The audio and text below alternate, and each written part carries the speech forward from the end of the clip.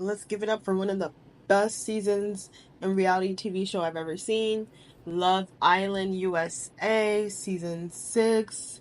Wow, wow, wow, wow. The cast showed out. Whoever did casting this season, kudos for you. You have a cast that America loves. I mean, Leah, highest rated following. She got 1.5 million followers. That's more than the Love Island USA followers on Instagram. That's crazy. And Janae showed out. Serena, she is loved by so many people. You guys really produced some great, great cast members. Kudos to you. Chef's kiss. Mwah. Let's get into it.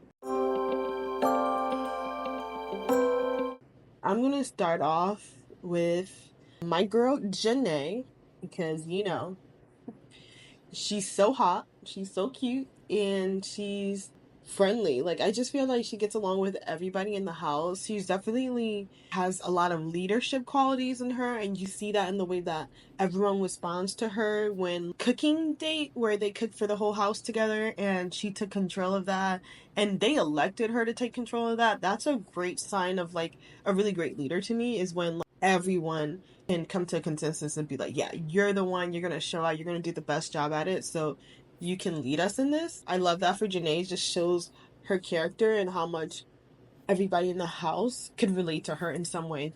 She is body, body, body, face, face, face, personality, personality. She's got it all. Brains. I don't want to just keep talking about her, but Janae, so hot. Now, let's get into her first matchup with Corey, the tall guy who only had his height and physical looks going for him. The first episode when 3 girls chose him, especially Serena, because Cordell was giving her all the energy. But for them to just gravitate towards him like that is just, it's crazy. Like, crazy, crazy, crazy to me. He just wasn't my type. Let's be real. Like, he was giving me red flags the minute I saw him. So for me to see all 3 girls choose him, it's crazy. But hey, man, it gave for good TV because Janae got to stand up for herself when it came to him and to be like, I'm worth trying. I'm worth giving more to than just, hey, I'm good looking and you have me and that's it. I'm not worried. Like, he kept acting like, oh, he wasn't worried about Janae going nowhere. Like, he was good. He was good. I'm so glad he got humbled by her. Like, you're not the prize. She is definitely the prize. And he was acting like just because all these women, this is what he's been shown his whole life. Like, I'm sure he's gonna get another woman already running towards him because he's tall, dark, and to some people handsome. Whatever. I'm glad that she didn't stick it out with him. And as for her and Kenny, oh yes, yes, yes, Kenny, he is so cute. A lot of people have been sharing their opinions and they feel like they didn't get enough screen time. And sadly, I would like to agree because I wish I got to see more of Kenny's personality. You saw that there was depth to him. Like, he was goofy, yet he could be emotional. Like, he had so much depth. He came in and you thought like, what is this? Like, he wasn't like, by his looks, you could easily judge him as like someone who may not have so much depth to him. Both him and Miguel, if you see them just by their looks, you might think, oh man, giving light skin energy. But no, no, these guys, they had depth to them. And Kenny and Miguel definitely, I would have to say, was top depth. You know what I mean? If you want to talk about layers, they showed to have layers.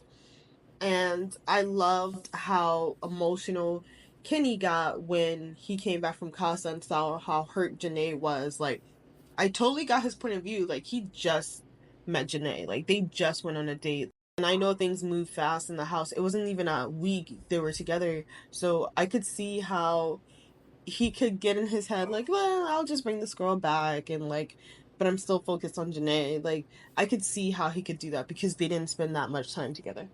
He spent the same amount of time he did in Casa, like in the house, I believe. So I loved seeing him like really hurt that he hurt her. Like, You just saw that, like, he did really care about Janae, and I love that. I wish we got to see them talking more. Like, I feel like we got to see a lot of Janae expressing her feelings for him, and I think they didn't give them enough camera time to see how Kenny expressed himself to her. Next up, Nicole. I want to talk about her relationship with Kendall and like how she was in the house. I thought she played the game well. I thought she let herself explore other people in that relationship. In between her and Kendall, who do I think like who's more? I think Kendall liked her more. I don't know why, but I get the sense that he liked her more than she liked him at times. Not saying that she didn't like him, but that's how it should be in the relationship anyways. To me, like, I feel like the guy should always like the girl more. They were cute together, but Kendall was the op on the show. He did not have Serena's back. He was the op. Like, he didn't have Kaylor's back. When they went to Casa, like, he was crazy the way he was saying all these things about these girls that he quote unquote are friends with, and he's saying that the boys are happier with other connections, but those are his friends in the house, supposedly. We all know that. And it just kept being revealed to him that he was being two-faced. He was being two-faced. And that's quite unfortunate, because when we first saw Kendall, especially with his first matchup, we wanted him to win. Like, we were rooting for Kendall when we first saw him. He was very handsome, but I feel like as the show progressed and we just got to see so much of his insecurities, like somebody played him or hurt him in his past, because he was really insecure throughout the show. And it's quite unfortunate because he's a very handsome man. And he should know how to, be loyal and have somebody's back who's a woman, who's a black woman. Very disappointing to see that in Kendall. Nicole, she's a very beautiful girl. I think Nicole is another one who's smart. She holds herself well. Like, she has a beautiful family. She seems like she has a great support system. I'm wondering if Nicole and his relationship will last. Leah. Oh, Leah is loved by America. The people love Leah. Okay? She's got that viral beauty going on right now. She's Persian, I believe. Already has that dark hair, dark features going for her. She got that ass going for her. She got that body, face, personality. She got a lot of personality. I love her personality. I think the fans really love Leah's personality. She's so funny, so sarcastic, and I just love her strength, especially when you saw the Rob situation. She was so strong, and I wish she got more grace in the situation with her and Rob. Okay, let's get into it. So Leah, when she first came in the house, we see it in the cameras. Her eyes were locked on Rob, and she knew what she wanted. Since episode 1, it was Rob. She saw him, she was locked on. We all know this. And we all loved it. America loved it. Rob and Leah, America loved it. Too bad Rob didn't realize that America loved it, because apparently after his breakup with Leah, he was always on the bottom of the votes. On the bottom. They were over him. Once he disrespected Leah like that, they were over him. And I'm grateful for it. I'm riding with Leah for this one, because how do the producers forget to show on movie night Leah's point of view for why she called him a bitch? I can't believe the producers did not show her point of view. He literally, right before the incident where he's crying and someone pointed this out, where were the tears? There were sounds of crying, but the wetness didn't come in until he jumped in that pool. Why didn't they show her point of view? Like, he literally said to her he was unattracted to her after being in bed with her for days, since day one, making out with her. And we see this on camera, doing God knows what else with her in bed. Then to say that he's not attracted to her, I call BS. I call BS. I call you're trying to cop out and make some random reason why you want to be with Andrea instead of just owning up to it as a man. I will say that. Like, Rob did not own up to that situation the way he should have. I was so mad when he said she was unattractive. Like, get out of here. Your lies and your stories and be a man. Just say you going with Andre and peace out. The way she held herself, like, she would have not even made it that big of a deal for him.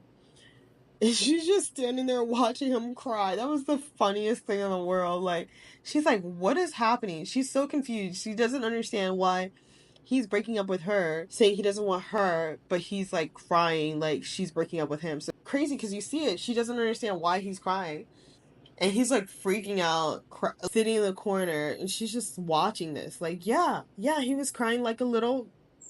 She said it, and he was. Point blank, period.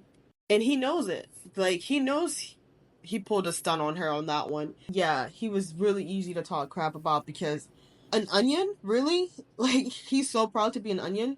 Does no one realize that within an onion, you find nothing but more onion? And it makes you cry. So, what are we so proud to be called an onion for? Let's talk about our girl, Daniela and Rob. Okay. Daniela was such a sweet girl. It was so nice to see, like, just how sweet she was with everyone. And I feel bad for her when it came to Rob and Aaron just really passing her around. Like, let's be real, because Aaron was with Daniela the whole time they were at Casa till the last day when he decided he was going back to Kaylor. Then the last day he was like, all right, go for Rob. Rob, you go for her. If that's not passing around, I just don't get it. And that was so weird. It was like Aaron wasn't thinking, why would he bring the girl he was just connecting with back to Casa? Like, by connecting him with your friend Rob because you didn't want him to leave? Rob was already talking to other girls at Casa. Why didn't he just choose somebody else? She handled herself with as much grace as she could. I do think she got the short end of the stick, but she'll be fine. It was clear as day. Producers loved Rob. Oh my God. They wanted this man on the show for as long as possible, to the point where they brought in Cass, like, at the last minute to save Rob and to keep him on there. That was crazy. So, Leah and Miguel, they were one of America's favorites, not only because Leah was a star, but also because Miguel, the way he protected her, the way he always was on her side, even when he didn't think she was right, he still was on her side. Like, I love that. I love to see how attraction and like and appreciation for each other was reciprocated. And I'm sad we didn't get to see more of their moments, because I'm sure they had such great conversations between them, because Leah is funny. Miguel is funny. Oh my God. Did anybody see, like, did you guys remember movie night when Miguel's movie went off and he was like kind of catching some heat? Yo, that American country accent that came out of him, who would have thought Miguel was a true Texan? Like, where did that accent come from? That was hilarious. Miguel, he's a trip. And he came in the house and he looked like a F-boy, but he was such a gentleman. The way he held himself, like, yeah, he messed around in Casa. Leah knew it. He straight up told her as soon as he came back, this is what it is. Like, and Leah even knew, like, when he brought the girl back. She was like, I expected this, because they weren't together again for that long before he went to Casa. I'm so glad to see that even though he brought the other girl back, his full attention was really on Leah. And it was really great to see that he genuinely liked her. You see that when he talks about how her blow up on movie night reminded him of a negative part of his childhood, and yet he still knew that wasn't her and that was just a moment. He saw her as a whole, like, I feel like if that was Rob, he would have just like judged her and, oh, that's just how you are, not knowing that that's just a moment. She's so much more than that. She's so wonderful. Like, she has such fieriness to her. Like, seeing her fight with Liv, it was hard to watch, because I thought it was unnecessary for Liv to do what she did. It was just so weird. I don't understand why that was such a big deal for Liv to bring the truth to light. I have to be an advocate of the truth and make sure everybody knows that Leah sent Andrea home. What? Yes, she voted for Andrea, but this was a group decision. And it was kind of hard for me to watch as like Liv painted it out to be like she was leading the masses to take Andrea home, but no, she wasn't. It was between Janae, Nicole, and Andrea. Everybody said no to Janae. Janae's staying in this house. Okay, so were they going to say Nicole home? Like, was Nicole and Kendall's relationship not just as valid as Rob and Andrea's? Yes, it was. So it was a group decision made to send the other girl home. Nicole was playing the game at that point. She was talking to Miguel and she was talking to Kendall. So she was playing the game. She was playing the Love Island game. Andre and Rob were hooked. So it was just like, okay, so if you guys aren't going to play the game, the next best thing is it gave Nicole the leg up because they weren't playing the game. So I could see how they voted for Nicole, but for Liv to really like try to paint it to Rob that like, oh, Leah sent Andrea home. You know, she was leading the pack, you know. She had a big part to play in it. I just that was your I get it, you're friends with Rob too, but that was just like weird because it was a group decision. There was no way Leah could have made that decision on her own. Especially with Kaylor there, because Kaylor was friends with Rob and Andreas. That was a big, big miscommunication hiccup that I felt like could have been handled better by everyone who at play. You know, like, yeah, her words were twisted up. She was trying to get back into Rob's good graces, but so what? Okay, so let's get into Kaylor. I was so happy that Kaylor and Aaron did not make it to the finale. By that point, it was like we had had enough. America had had enough of Aaron's games and Kaylor's crying. We had enough. Her tears didn't amount to anything. She cried her eyes out when Aaron came back from Casa with the other girl, only to sleep with him outside that same night. What were all those days of tears? Like, she cried while he was in every day he was in Casa, she was crying. The day he came back, she was crying. All for her to just immediately forgive him and sleep outside in soul ties with him. It was just like, by that point, we saw that the tears amount to nothing. And so it kind of was just like, okay, it's fine, you can go now. You found the love of your life, right? Okay, take Aaron and go. And as we all know, we can't talk about Aaron without the true love of his life, Rob. Okay, so Aaron and Rob was true winners in their book of Love Island. I swear. I'm sure they're thinking, we'll have this for life. Like, that was the romance. Those two, the tears Aaron had for Rob about to leave when he thought Rob was going to get kicked out. He cared so much more than he cared for Kaylor's tears. He cried so much for Rob, but when it came to Kaylor and her hurt, he was just like, yeah, I did whatever I did in Casa because I wanted to. Like, that was how he treated Kaylor, but the way he treated Rob, you could tell. When he was talking to his parents, he was like, yeah, don't forget Rob. Like, I couldn't have made it without Rob. Rob is the best. I couldn't have made it without him. Like, I love Rob, you guys. Don't forget about Rob. It was so funny just to see their relationship. And I feel like Aaron, for his age, he acts like he's 21. But he's like 27 or something. He acts like a kid. And the way he looks when he's in trouble, too, it just reminds me of a little boy. I'm in trouble with his, like, pouty lips and his, like, staring into nothing, just pouting. And it's just like, okay. It just gives child. Alright, so time for the best couple, Serena and Cordell, and our winner. I really love Serena and Cordell together. I love the way she took it nice and slow with him. I could totally relate to that. I'm also someone who moves very slowly in relationships. You get a kiss on the cheek, you know, and that's it. And then we keep pushing. So I totally understood Serena that she was feeling Cordell, but she wasn't about to jump his bones. And also, Serena's 24 and Cordell is 22.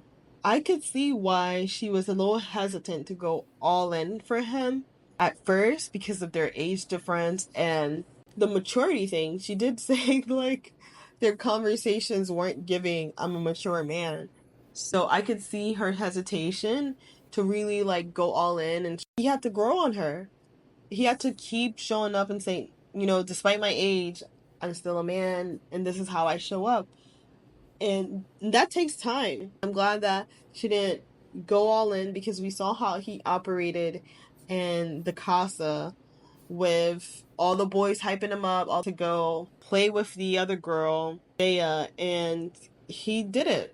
Dea, now I am shocked. Dea is 27 years old and Cordell is 22 years old. For me, that's crazy the way that Dea came in with the fire. Cordell, a 22-year-old man, fire. Like, you couldn't tell her nothing. When she came into Casa, it was Cordell. Usually, you know, if you're 27 years old as a woman, you're more mature and you're more looking for someone who's mature with you. So for me to hear that she was 27 and the way she was like going for him, I'm not saying it's wrong. It's just so shocking for me that she was just so hyped for him when she's 27 years old. When they got back from Casa, Serena's speech to Cordell, fire. She's so hot. She just laid it on him perfectly. I loved it. She brought the drama, she brought the fire. And so Serena, she really was like not trying to take him back lightly. And I really appreciated her standing on her feelings and her hurt and not letting him just like get away with it. It felt like weird to see the other house guests not understand her feelings. They were kind of like, oh, she's tripping. And I'm glad that Cordell, like, he showed that he was man enough for Serena then, because instead of letting them get in his head again, because they were just like, oh, Serena's tripping now, you know, just ignore her, go for Dea. They were still encouraging him to go for Dea when he got back from Casa. So I liked how he was like, no, Serena has a right to feel the way she was feeling. No, I need to like talk to her because like that wasn't cool what I did. I appreciate him not letting them get in his ear about it and really taking accountability with Serena, because that was something that he was not going to get away with, is being like Aaron and saying I did it because I wanted to. Like, that was just not going to work with Serena.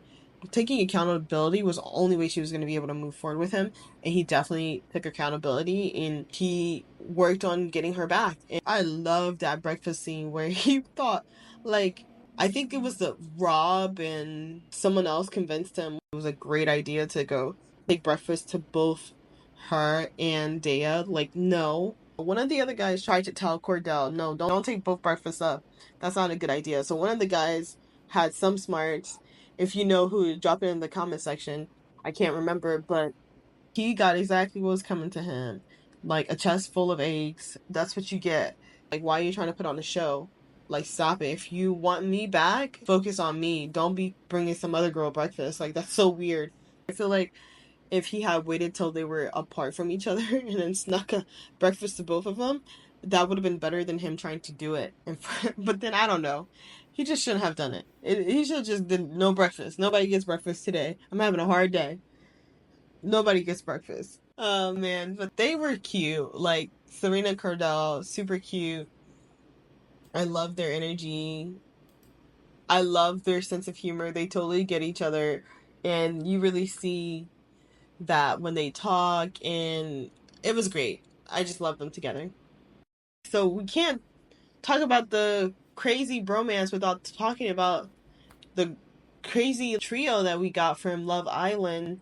Janae, Leah, and Serena, the Powerpuff Girls, like, we love them, okay? Like, I hope this trio goes on to have their own little spin-off reality show. They have so much personality, so much fire, so much love for each other, and it was great to watch. It was so refreshing to see the friendship and the camaraderie in the house. You saw that a lot in this season, and I really like that. Before we close up, I do want to talk about one of the biggest icks from this season, which would have to be Connor. His microaggressions towards Janae, who was nothing but gentle and kind to him, is disgusting. And the fact that he is still post the show doing interviews and talking about Janae and trying to justify why he's talking bad about her and why he's doing weird microaggressions towards her. he's trying to make it seem like it was Janae's fault. I was kind of surprised when Janae started feeling Connor, but I wasn't mad at it. But what I was mad at was the way Connor moved after he decided he wanted Leah. It was like he was projecting his own interpretation of how Janae was going to react to him choosing somebody else. Janae didn't give a shit. When he picked Leah, Janae was like, oh, okay. Oh, well, that's okay. And I feel like he expected her to blow up. He expected her to care more. He expected her to maybe, like, come at him because he got so defensive. After he broke off things with her, he went on the attack against her, and he just started so much microaggressions. It was hard to watch. She let him go with love and light, and he didn't see that. And he kept thinking that she was going to come for him or something. Like, you got to get out of here. No way you're going to mess with our girl Danae like this. Just go. Your time is up. And it was so funny to see him get played by Leah. Thank you, Leah, for having your girls back and playing the crap out of him. Because at first it was, like, weird for Leah to, like, talk to Connor when Janae was already talking to him. But thank you. He needed to be played. That's a wake-up call, bro. You need to apologize and stop trying to put Janae as your villain to your story. No, you're the villain to everyone's story right now. You're disgusting. And if I never get to see Connor again, I would be extremely happy because he just doesn't get it. He doesn't get how his behavior is disrespectful. He just doesn't get it. And I would be happy not to ever see him again. I don't need to see him at the reunion. He doesn't have anything to say unless he's coming with an apology to Janae. I don't want to see his ass. If you're liking this content, like and subscribe.